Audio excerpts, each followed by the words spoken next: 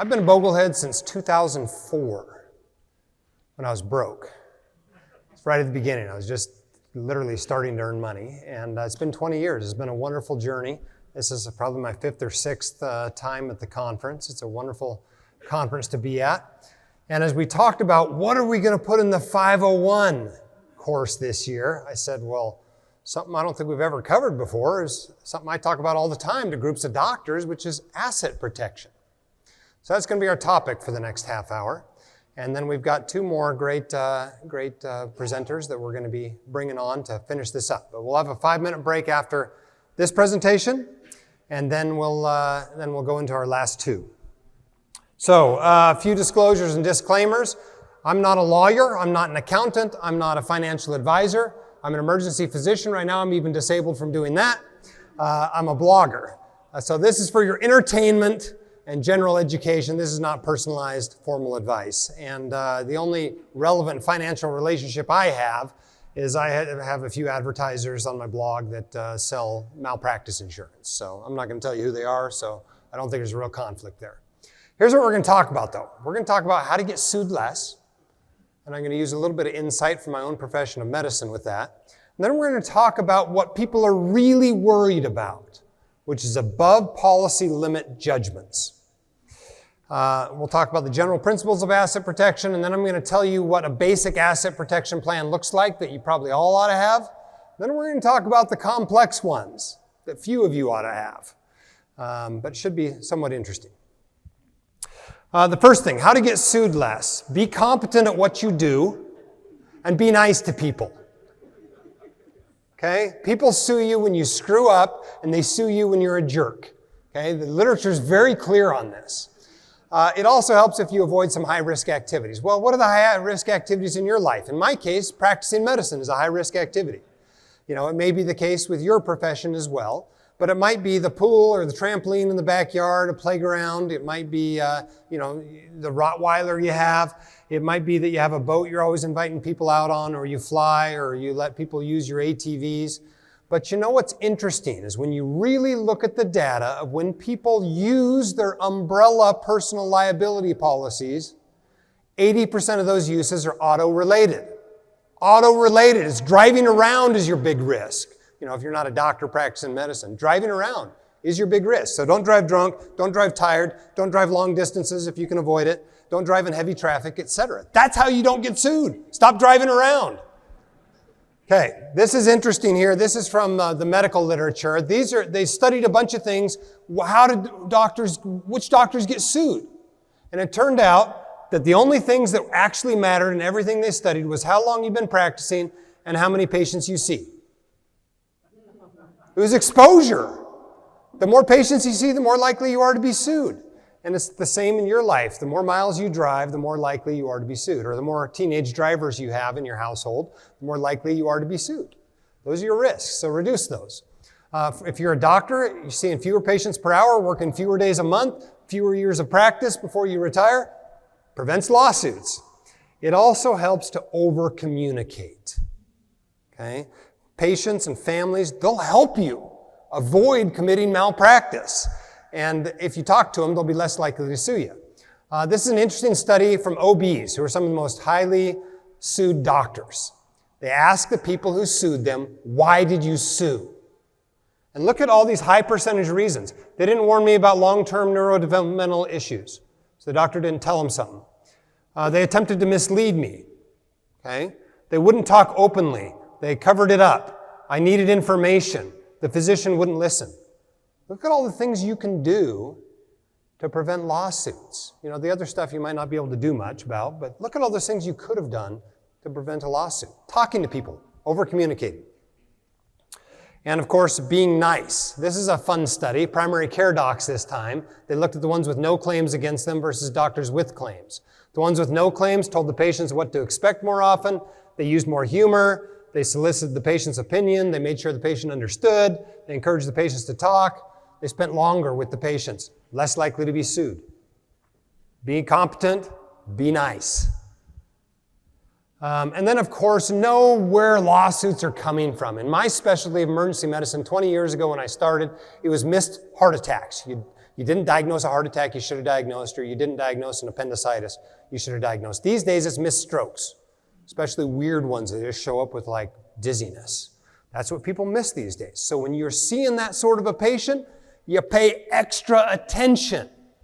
Maybe do a few more studies. You make sure you talk to the family and you talk to the spouse and you really put a little bit more effort in there. So think about what your risks are. Whatever your risks might be in your life, put a little more attention into those. Okay, let's talk about above policy limits judgments. This is what we're worried about, right? Most of us carry some kind of liability insurance, but we're worried we'll be sued for more than that and they'll clean us out. Okay, so this is like a judgment of $1 million when your policy limits are $100,000, or $10 million when you have $1 million policy limits. This is the big fear, right? So you worry when you see articles like this show up, the biggest medical malpractice verdicts of 2019. And here's what some of them are listed, $205 million for not doing a C-section. Well, I got news for you. There isn't an OB in this country who carries a $205 million liability policy. It just doesn't happen, right? 101 for this, 23 for that, 10, 1.2 for this. You know, that's what people are worried about. They see these headlines. Okay, and then some of the law firms kind of brag about them. They got all these high dollar, listed things, every one they've ever won, they put up there. But here's what people don't tell you. The jury verdict does not equal what the defendant pays, much less what the victim receives. Okay? You guys remember the McDonald's case, right? Everybody remembers the McDonald's case. They handed them a hot cup of coffee and the lid wasn't on or whatever. They dropped in their lap, burned themselves, right? Well, they got a $2.86 million jury verdict, okay, of which $2.7 million was punitive, to punish McDonald's for doing this. Well, the patient was judged to be 20% at fault because they spilled the coffee. So multiply that by 80% to start with. And then your punitive damages got reduced to $480,000. Okay, so in total, it might have been a $2.86 million jury verdict, but it was settled for $600,000. And that sort of thing is actually really common in lawsuits. Because a lot of times the defendant has an advantage. Okay? They're asymmetric stakes. This is especially true with doctors, right? It's asymmetric. They don't want any lawsuits on their record. And so they're going to defend against this little thing with everything they've got, and so is their insurance company. And so if it's a low odds claim, the patient might go away, whereas the doctor's willing to go full bore on it. Asymmetric risk tolerance. The plaintiffs will often settle at a discount, and it turns out when it does go to trial, the plaintiffs almost never win. And those verdicts are routinely settled for less. And the defendants often have more resources. That's why they're being sued. And so they have superior access to useful resources. So the truth about asset protection and lawsuits cleaning you out is that it actually doesn't happen that much. Okay? The payouts are actually much less than you would expect them to be.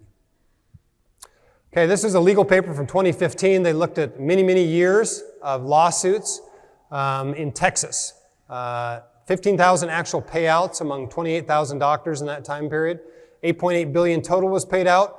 Only 77 out-of-pocket payments were paid, right? It was just $16 million, about $30 a doc a year, right? Everyone's worried about these out-of-pocket judgments. 8.8 billion paid out, of which only 16 million was above policy limits, right? It's a tiny, tiny percentage. Okay, and here's what they look like, right? This is the way most distributions are here. This is your policy limits. A whole bunch of people get policy limits. Lots of people get something less. There's one above policy limits one there, right there. Oh, there's another one right there, right? And right there. That's it. Okay, above policy limit judgments, very, very rare, that aren't reduced on appeal. Again, you see the amounts when they're above policy limits. There's a fair amount that is, less than 500,000 here, and a few that are over. And you can kind of see those here, right? This thing we all fear, that there's going to be an $8 million judgment against us, it just doesn't happen. Now, it stinks to get an $80,000 out-of-pocket, payment, but that usually isn't going to cause you to have to declare bankruptcy. So over 18 years, they had 77 total payments, 43 of them less than 100,000, 15 less than $250,000, 19 more than that. The median was only 62,000. Okay? It's just not this huge thing out there. So I hope that reduces the anxiety about lawsuits. And I think, among other things, personal lawsuits and other professions is even less than it is for these docs. So what do attorneys say? This guy says, in 50 years of litigating them, I've never attempted to go after a doctor's assets. Another one says, we share a norm. We only go after their personal assets in egregious circumstances, like when they're doing heinous behaviors like drunk driving, or when they intentionally, and this is important, intentionally underinsure. The attorneys say it's usually unprofitable for the attorneys to go after personal assets, therefore we reserve it for unusual situations when the normal economic incentives do not apply or are overridden. We've never had a case in which a doctor had to pay his own money for an excess judgment. If we feel the doctor isn't liable and the case is defendable, we'll do what's right. So the insurance company will even pick it up if it's above policy limits. The defendants say, or the defense attorneys say, if he's let his coverage lapse or only has $1 million when he should have $3 million, then he may have to come up with some of his own money. Those sums are usually nominal, $25,000 or $50,000. That may sting, but it won't wipe the doctor out. Okay? Above policy limit judgments, not as big a deal as you might think. So what can you do to avoid above policy limit judgments? Well, number one, avoid lawsuits. Number two, and I think this is the biggest point in this whole presentation, is carry enough liability insurance. Okay? Don't be afraid to settle, right? We're just talking about money here. It's just money. And if you're settling, you're almost surely doing it for less than policy limits. It's not your money. It's the insurance company's money. Okay? So don't be afraid to settle. Don't do something just to make the plaintiff or their attorney mad. Okay? Don't provoke them. And you might consider high-low agreements, right? Whereas if they win, they don't get more than a certain amount, like your policy limits. If they lose, they don't get less than a certain amount, right? High-low agreements can keep you from having above policy limit judgments. And then, of course, avoiding judicial hellholes.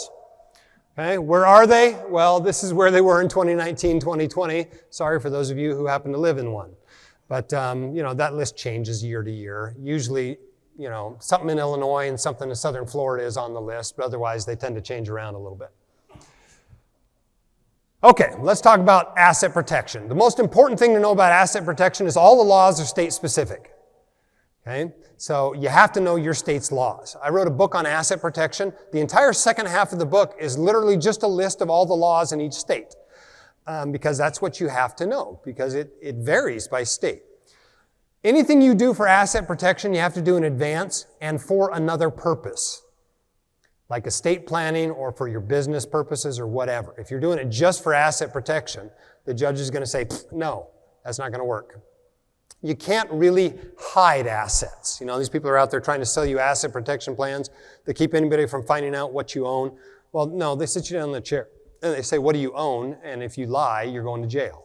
So hiding stuff doesn't work. They're going to find out what you own. There are no guarantees in asset protection, right? We all want guarantees. We want to know, oh, my money's safe. There's no guarantees. Okay? Everything's probability based. And there's usually a cost to doing particularly complex asset protection techniques. It's going to be higher taxes, or you're going to have lower returns, or you're going to have legal fees. You're not going to have as much control over the asset, or whatever. There is a cost to most of the stuff you do for asset protection. One big idea that you use exemptions. Okay, so things in your state are exempt, meaning that if you get a $10 million judgment against you and your insurance cannot pay and you have to declare bankruptcy, guess what? You get to keep something. And it varies by state what you get to keep. Jurisdictions, different states, different countries, they have different laws. Okay, so some asset protection is all about putting things in the states and the countries that have the good laws, right? That's what it is. Okay, so what does a basic asset protection plan look like? Number one is reduce your risk and the likelihood of a lawsuit. We talked about that. Change where you live, have the best professional practices, get rid of that old trampoline that doesn't even have a net around it in the backyard. That's what you do, number one. Number two, insurance is your first line of defense. If you're in a profession that should have it, malpractice insurance, okay? But everybody ought to have personal liability insurance. The crazy thing is that your state's minimum is probably like $50,000 or $100,000.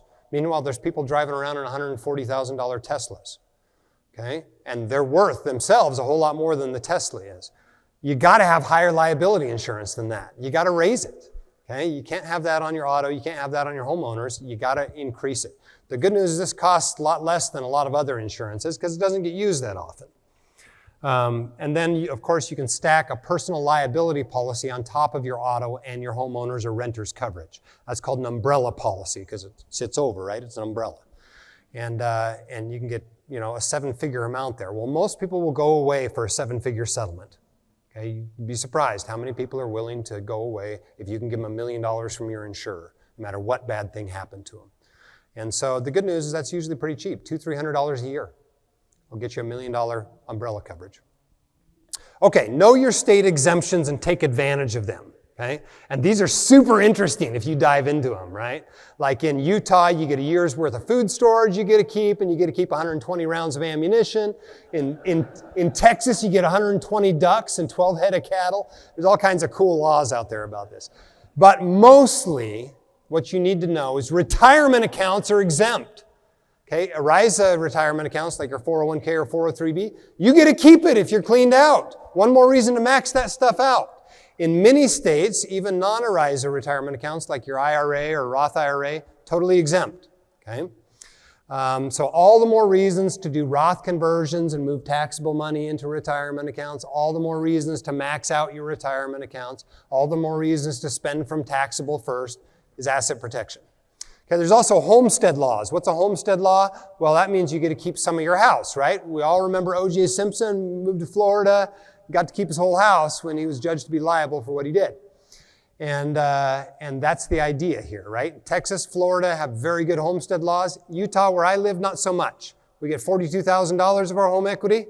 If we're single, $84,000 if we're married. That's it. The rest of the home equity is gone. But that varies by state. In many states, your cash value life insurance, your whole life insurance, you get to keep. In some states, you get to keep annuities. Okay, again, all varies by state. Don't buy something for asset protection if your state doesn't even protect that thing. Use corporations, use LLCs for toxic business assets. These include rental properties. Something can happen in a rental property that you'll be liable for as the owner. In general, these are better if there's multiple members, not just one. But it provides both external, liability from something that happens in your personal life, keeps them from seizing what's in the LLC, as well as internal liability when something happens on the property the LLC owns, keeps them from getting to your personal assets. And of course, you have to keep a strict division between your business assets and your personal assets. Okay, here's a really great asset protection plan. Give your money away. Now you can't lose it. Now you can't give it away after you've done something that's going to cause you to be sued, right? That's a fraudulent conveyance. Or worse, after you've been sued, you can't do that. But you put money in a DAF, guess what? It's not yours anymore. You give it to your kids or your other heirs, it's not yours anymore, right? And that can be an irrevocable trust. Okay, and one of the last things you ought to do is make sure you've titled your property properly. Okay, one really cool thing from asset protection perspective is tenants by the entirety titling. That means you and your spouse both own the entire property. So if just one of you gets sued, you can't lose the property because your spouse owns the whole thing. It's very cool. You can also do it for brokerage accounts in many states. These are the states where it's available. Okay, if that's one of your states, unfortunately mine's not listed there, and you're married, you ought to have your property titled tenants by the entirety for asset protection purposes. Super cheap asset protection technique, works very well. Okay, let's talk for just a minute about some complex asset protection techniques that may or may not be worth it. In general, the more complex it is, the less well it works, the more it costs, and the more hassles there are associated with it. Okay, equity stripping. This is when you live in a state with really low homestead laws, and you're like, well, I'm going to take all my equity out of my house with a HELOC, and I'm going to put it in, since my state protects whole life insurance, I'm going to buy a big whole life insurance policy. Right? That's equity stripping. A domestic asset protection trust, these are pretty cool. They're available in a lot of states, including mine. You can put your house or other assets inside a domestic asset protection trust, where you're both the grantor and the beneficiary. It's pretty amazing. If it works, it's great. There's still some doubt out there about how well these work all the time, but all it costs you is the cost of setting it up. Foreign asset protection trust, right? Everyone hears about putting your money down in the Cook Islands or something. The problem with this is a lot of times it puts you at risk of contempt of court, right? They tell you, bring your assets back or we're going to put you in jail. Well, okay, I guess I'll bring my assets back since I don't want to go to jail. Delaware bank accounts also have been pierced, but there is some potential asset protection there. Family limited partnerships and LLCs, they're really helpful if you're trying to pass your business along to your kids and provide some substantial asset protection techniques. Not cheap, definitely some complexity there, but some possibility there if you're trying to pass something like that along to your heirs. And obviously, if you're going to do a family LLC, you need to be in a state with pretty strong LLC law, right? If they're not limiting the creditors to a charging order, it's not really going to do you as much good as you probably hoped. Okay, so here's what we talked about. We talked about reducing your liability, consciously do things to try to get sued less, buy plenty of insurance.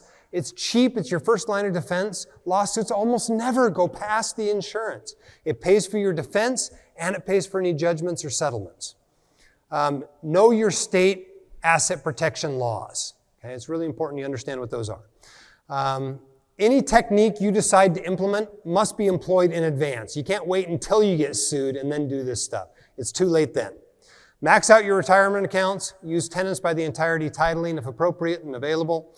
And if you've still got a lot at stake that's outside things that are protected from the basic techniques, you might consider some of the complex asset protection techniques. All right, I think I've got about 2 minutes for questions. You got those for me, Mike? And I got a couple here. Correction, I think. You might want to read that first.